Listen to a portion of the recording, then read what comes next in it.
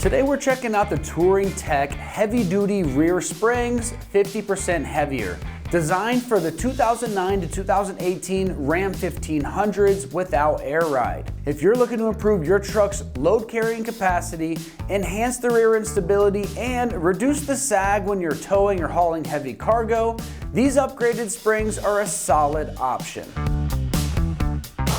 These heavy-duty rear springs are engineered to handle demanding workloads, offering a 50% more load carrying capacity when you're comparing them to those factory springs. This increased stiffness provides better support for towing and hauling, minimizing the rear end squat and improving the overall ride quality under heavy loads. By enhancing that weight distribution, these springs can help maintain a level stance, reducing excessive bounce or sway, making them ideal for work trucks, hauling trailers, or lifted setups that require additional rear support. Despite their strength, they are actually designed to balance durability and ride comfort, preventing an overly harsh driving experience. Made from high-strength steel, these rear springs are built to withstand extreme weight and long-term use without premature wear. Their heavy-duty construction resists bending and sagging over time, ensuring consistent performance even under frequent towing or hauling conditions. They also feature this nice corrosion-resistant coating to protect against rust, road salt, and the harsh weather, extending their lifespan and their reliability. Now, when it comes to the pricing on this, they're going to come in right around that low to mid 200 price range for the pair, which is a solid price for upgrading your load capacity with heavy-duty rear springs.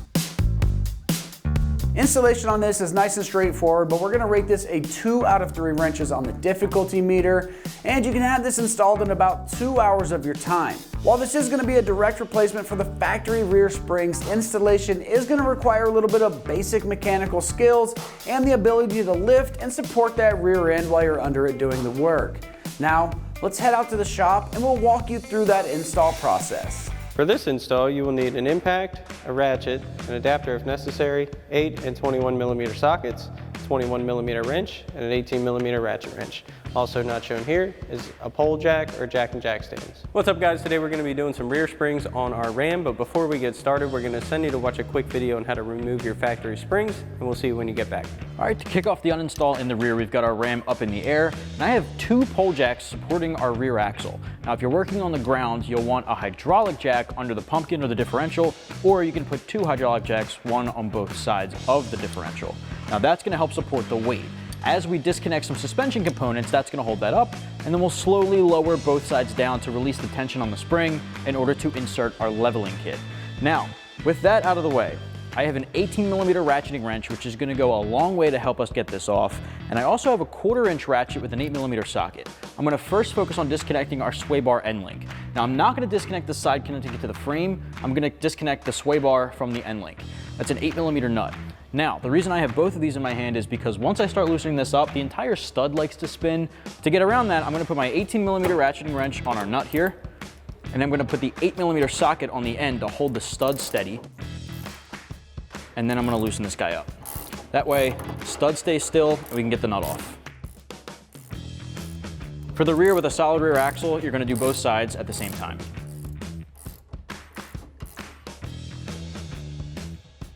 Take it off by hand. Now what I like to do is once that's disconnected, hold the end link out. What I like to do is just put the nut on the end just so we don't lose it. So now we're gonna do this on the other side. All right, and with that other side out of the way, the sway bar is free, you can swing that down. Next up, we're gonna disconnect our panhard bar. Now the panhard bar connects the axle to the frame. So it's connected to the axle on our driver's side and the frame on the passenger. So we only have to do one side. Just got to get it disconnected from one or the other. So I'm going to start here. Now this bolt goes all the way through and has a nut on the other side with a tab. So because of that tab, we're not going to need to hold the nut side. That'll hit the frame and hold itself. So I'm going to use a 21 millimeter socket to get this guy off. So the nut came off. There we go, and that's free. All right, now on the opposite side of our coil spring is our shock. We need to disconnect the shock from the bottom here where the 21 millimeter bolt goes through. Now I've got a 21 millimeter wrench holding on our nut and my 21 socket on the bolt head side.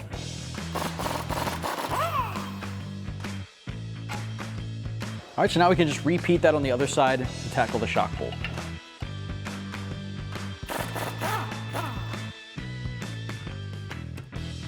All right, at this point, the only thing keeping this axle up right now are these two pole jacks. Now again, if you're working on the ground, you'll have a hydraulic jack most likely. If that is the case, this is the part we're gonna start decompressing. So we're gonna slowly lower these pole jacks down one by one to evenly bring this down and decompress our spring. Now again, if you're using that hydraulic jack, don't send it. You wanna make sure you're going very slowly decompressing it. Otherwise, these things can get a little violent shooting out of their spot. So slowly decompress and then we'll pop the spring off. So I do a couple of turns on one side because now this is uneven. I'll do the other side and kind of bring it down incrementally. All right, once it starts decompressing, you'll start to hear a little bit of creaking coming from the coils. That's letting you know it's close to fully decompressed, and you just saw it fall out. So this guy's completely loose and we're good to bring her down. Same thing on the other side. Once you can twist it, there's no more pressure or tension on it. So now at this point, we're just bringing it down low enough that we can get the spring actually out. All right, there you have it. All right, next step here, we're gonna get our spring out of place. And that rubber isolator at the top looks like this. Just wanna make sure that's still here. Alrighty guys, welcome back. Now that we have our factory springs out, we're gonna install our new setup. Now these are basically meant to just be an OEM style HD replacement. I don't mean to say all that. Alrighty guys, welcome back. Now that we have our factory springs out, it's time to go in with our new setup. Now we are gonna reuse that factory isolator from our original spring. So you can just pop that off the top if you haven't already. You will notice an indent from the factory top coil. We're gonna line that up with our new one. Just pop that on there. Now that we have that in place, we can just send our spring right back into the mounting location. Sit that on its perch. And once you have this side in, you can do the same thing for the other side and we'll bring it back up. Alrighty guys, now once you have both your springs in, you're gonna come back over to your pole jacks, raise our differential back up into position. Now you will want to keep an eye on the alignment of your top coil and isolator.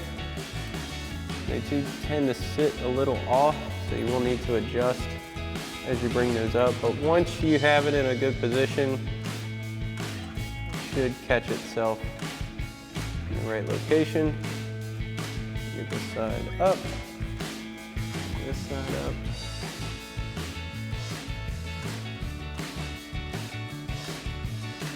We're going to bring these pole jacks up to have enough pressure to hold that in place. We'll start lining everything back up.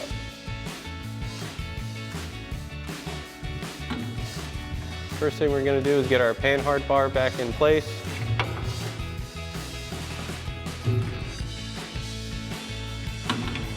Get that close to being lined up. Now this may have shifted a little bit off center. We'll get that back in center, no problem. All right, so we'll get our panhard bar lined back up with the mounting bracket, grab our factory bolt, get that in place, get that back in. Now again, this may be a little bit stiff going back in, that's okay. Should go all the way in once you get it situated. Now once you have it poking through both sides, we're gonna grab our 21 mil socket and that flag nut. We're gonna line this up with our bolt on the other end, and we'll just slowly start running this through. Once you feel that bolt go through your flag nut, you're good to tighten this back down. Now you want to torque this down to your manufacturer recommended spec after tightening it. Now we'll get our shock back into the lower mount, reinstall our factory bolt, get that 21 millimeter nut back on there.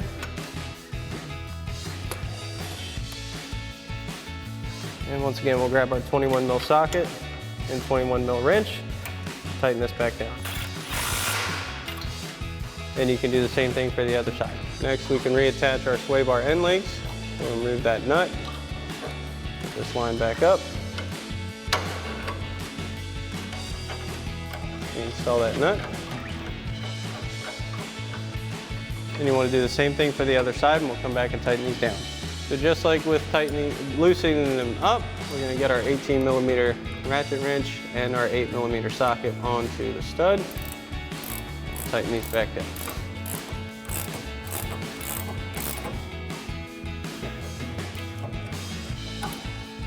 And we can do the same thing for the other side. Alrighty folks, that about wraps up our review and install of our Touring Tech 50% heavier duty rear springs for your 09 to 18 Ram 1500 without air ride. Thanks for watching, and as always, for everything Ram, keep it right here at AmericanTrucks.com.